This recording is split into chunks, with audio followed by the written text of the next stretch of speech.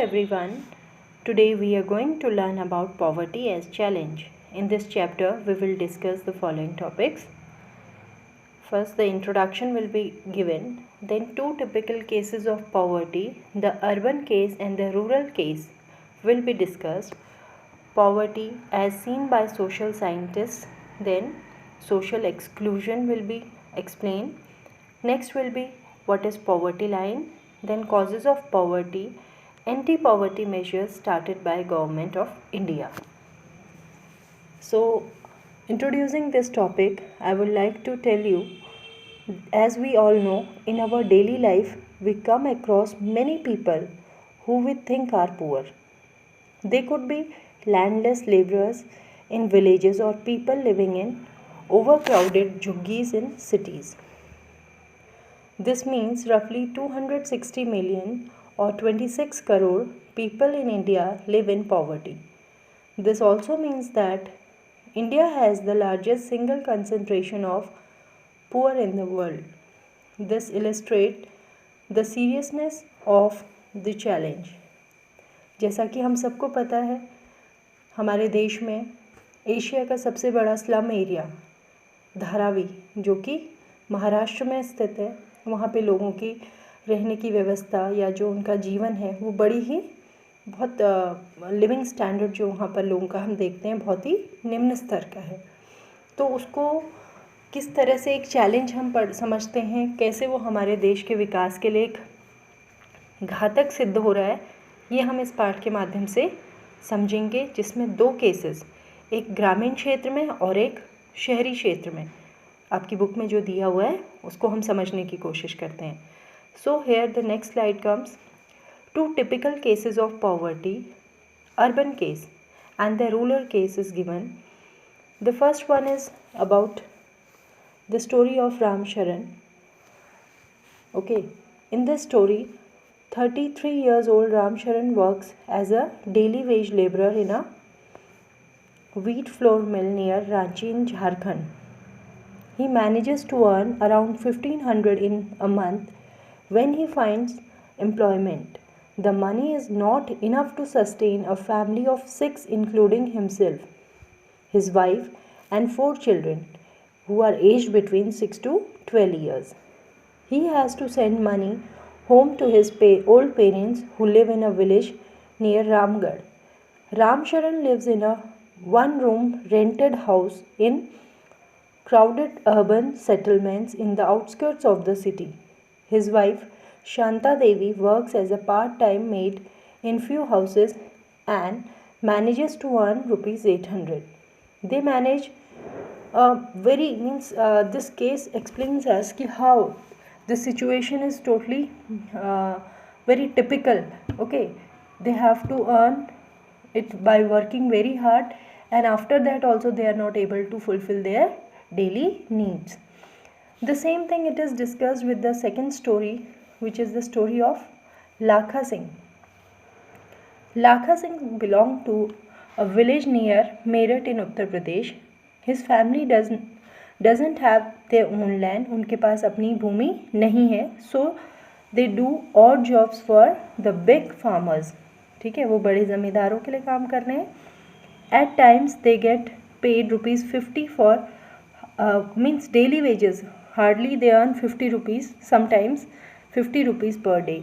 The family of 8 cannot manage 2 square meals. मतलब इस amount से जो परिवार है वो कम से कम 2 वक्त की रोटी भी अच्छे से प्राप्त नहीं कर पाता है.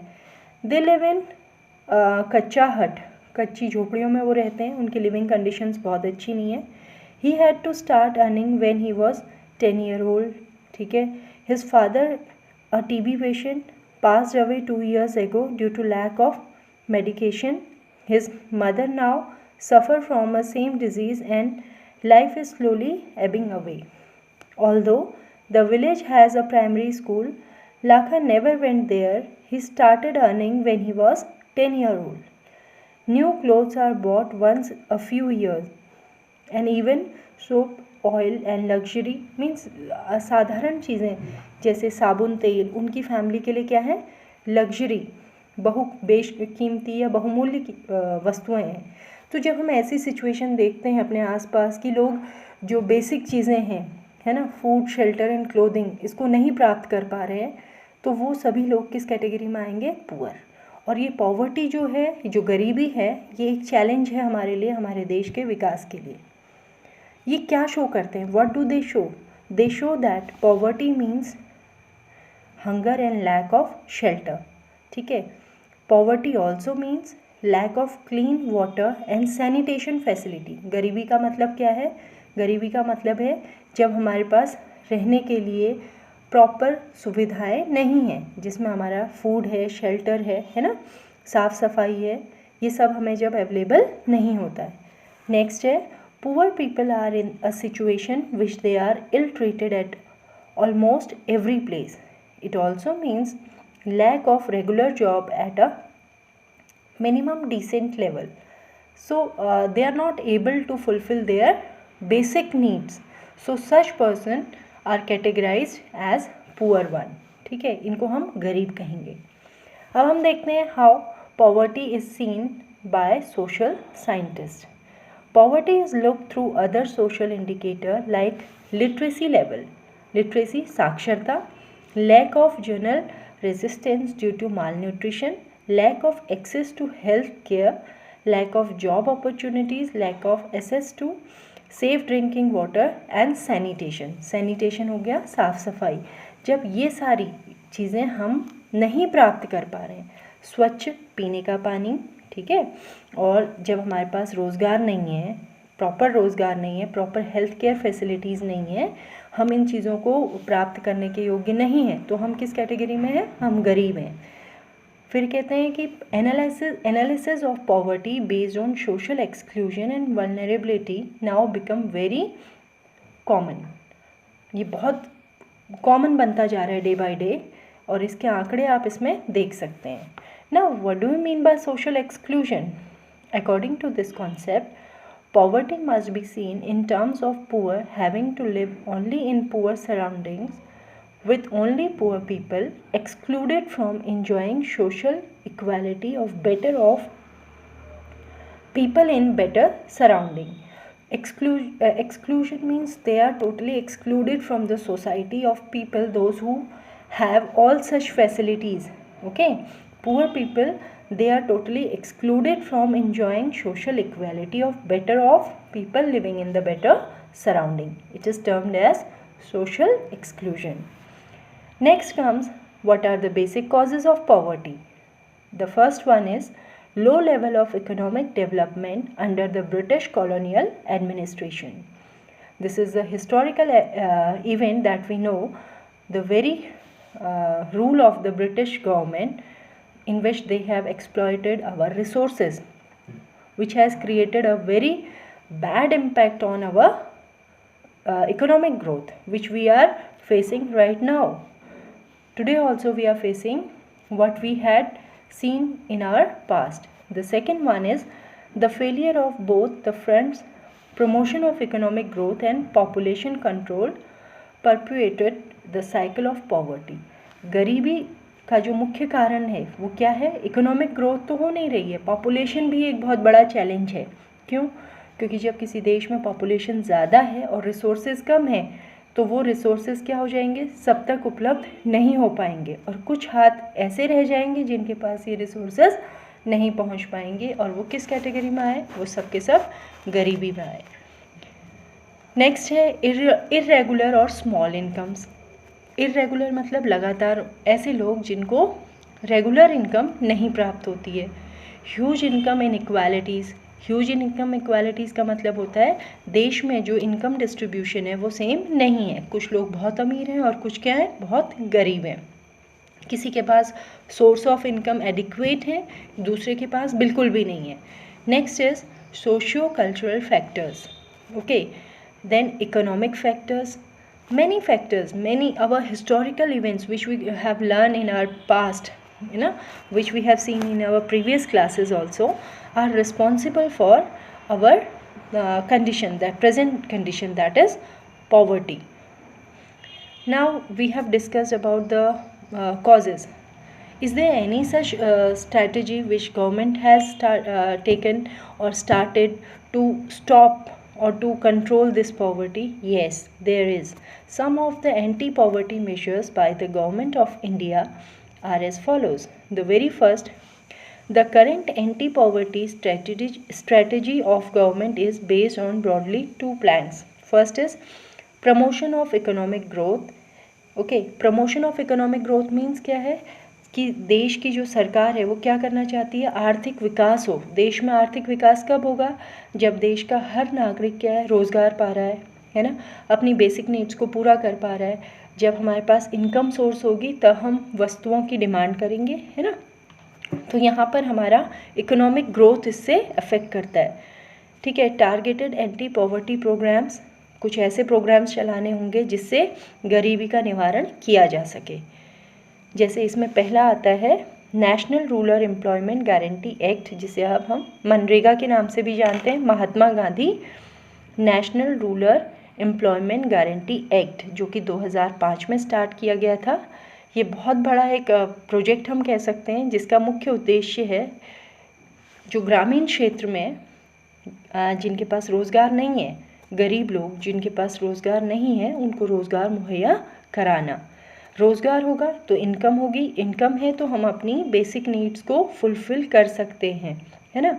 हम अपनी जो मुख्य चीज़ें हैं, जैसे रहने के लिए घर, भोजन और स्वच्छ वातावरण, ये सारी चीज़ें हम किससे फुलफ़िल कर रहे हैं, पैसे के आधार पर। तो हमें क्या चाहिए, बेसिक चीज़ क्या है, रोज़गार।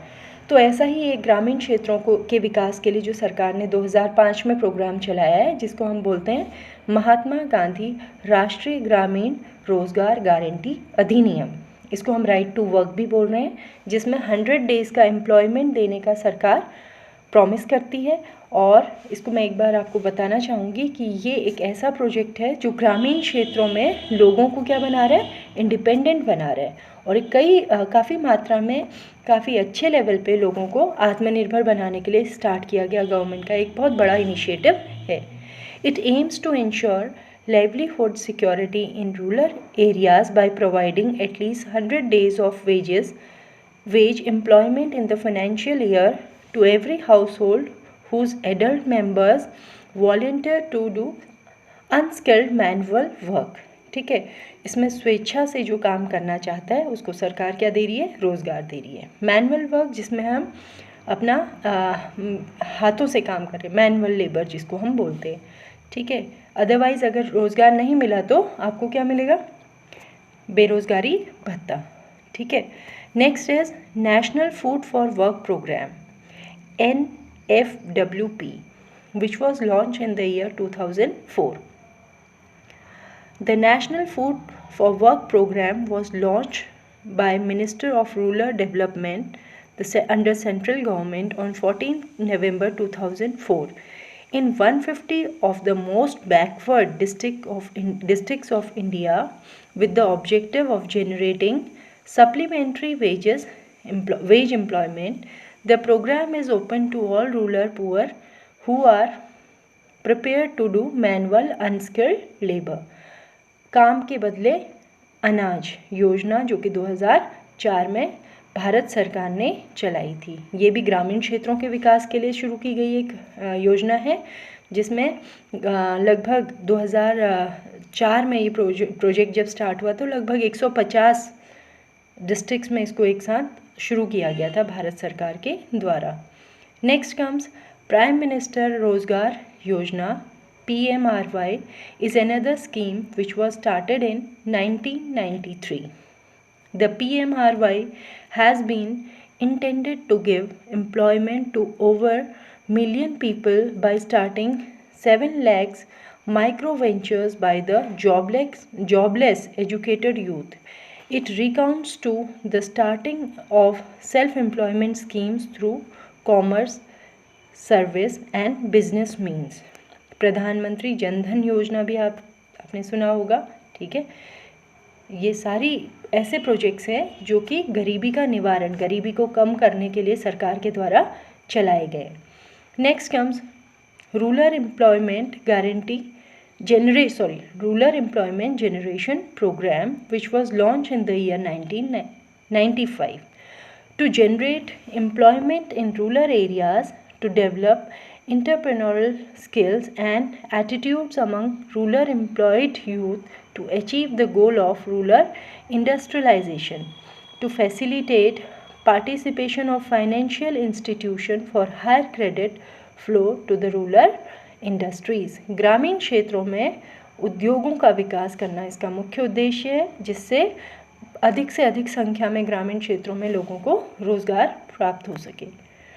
नेक्स्ट कम स्वर्ण जयंती ग्राम स्वरोजगार योजना SGSY was launched in 1999. It aims at providing self-employment to villagers through the establishment of self-help groups, that is SHGs आपने पढ़े हैं। Activity clusters are established based on aptitude and skill of people, which are nurtured to their maximum potential. Funds are provided by NGOs, banks and financial institution. So this is one of the very important program, that is स्वर्ण जयंती रोजगार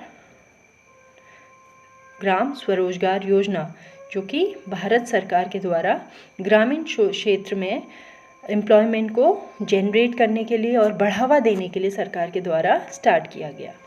next comes Antyodaya अन्न योजना AAY। Antyodaya अन्न योजना is an Indian government sponsored scheme for 10 million of the poorest families. It is on the look out to the poorest of the poor, गरीबों में भी जो सबसे गरीब है, ठीक है। अंत्योदय अन्न योजना उनके लिए स्टार्ट की गई by providing them 35 kilograms of rice and wheat. गेहूँ और चावल इसमें इनको दिया जाता है at the rate of 3 and 2 पर kg। 3 रुपये किलो और 2 रुपये किलो चावल और गेहूँ इनको अवेलेबल कराया जाता है अन्न योजना के तहत, अंत्योदय अन्न योजना के तहत। ये यहीं तक सीमित नहीं रहता है। पॉवर्टी का जो कॉन्सेप्ट है, इसे हम एक बहुत बड़े चैलेंज के रूप में देखते हैं। There are many other challenges ahead, challenges that still remain providing health care, education and job securities for all and achieving gender equality and dignity of poor. These will be even bigger task. So poverty तो है ही है, गरीबी तो है, इसके अलावा ये सारे भी हमारे पास ऐसे चैलेंजेस हैं हमारे देश में हम देख रहे हैं जो कि कोरिलेटेड हैं, आपस में लिंक्ड हैं गरीबी से, जो कि एक देश के आर्थिक विकास को बहुत बुरी तरह से प्रभावित करते हैं। अंत में मैं कहना चाहूँगी, जो कि नेल्सन मंडेला जी का एक कोटेशन है यहाँ पे, poverty is not an accident like slavery and apartheid, it is a man made and can be remove by the actions of human beings. ऐसा माना जाता है अगर गरीबी के लिए मनुष्य जिम्मेदार है तो वो प्रयत्न कर इस कंडीशन से बाहर भी निकल सकता है, जिसमें सरकार की मदद हमें बहुत बड़ा रोल प्ले करती है और हम इस गरीबी के कुचक्र से बच सकते हैं और देश के विकास में बहुत अपनी भागीदारी निभा सकते हैं। धन्यवाद।